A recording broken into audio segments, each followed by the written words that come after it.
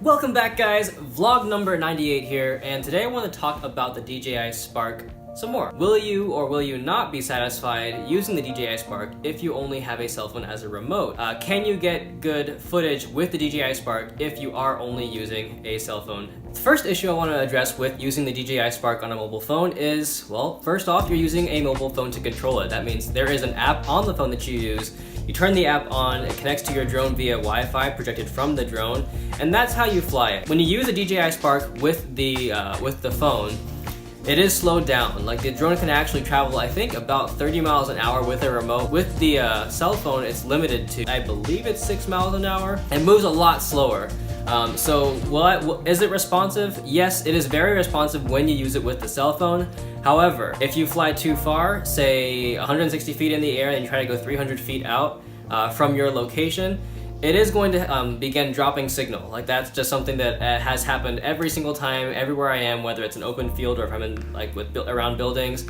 It'll do that. I actually ended up losing the drone once because I flew too high and it lost signal and landed on a rooftop. So the biggest con, I would say, with running the drone through the app, it has got to be connectivity. Other than that, I haven't really seen any other downsides to using it if you accept the fact that it's going to have shorter range and a lower speed. Satisfaction in using the DJI Spark with a cell phone as your remote all comes down to having the right expectations and knowing what you can and cannot do with it, and then working your videos and your footage and the shots you want to take within those boundaries. The good things with the app, it has all of the features that you would have right out of the box with DJI. That includes motion tracking, target tracking.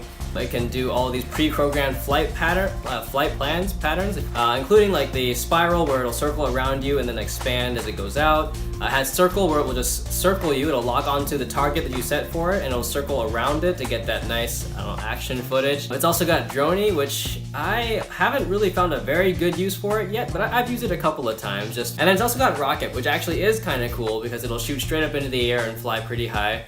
So these pre-programmed features are all going to be in there, and they'll all help to get some really nice footage for, whatever you're using that drone for. On the other hand, you've also got like the manual controls.